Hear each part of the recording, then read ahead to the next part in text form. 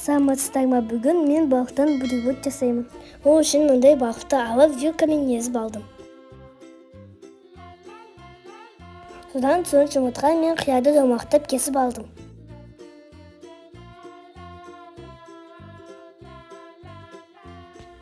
Нанды печкада 5 минутқа қызартып алдым.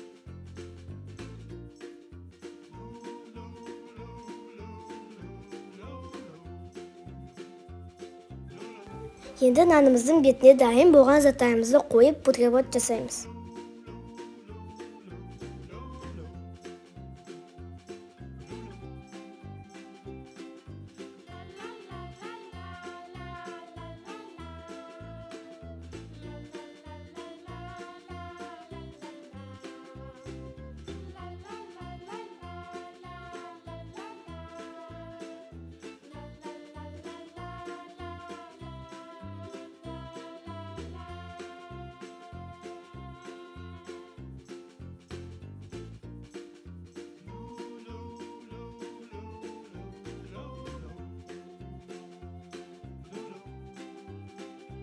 Ас болсын, келесі кездескенше.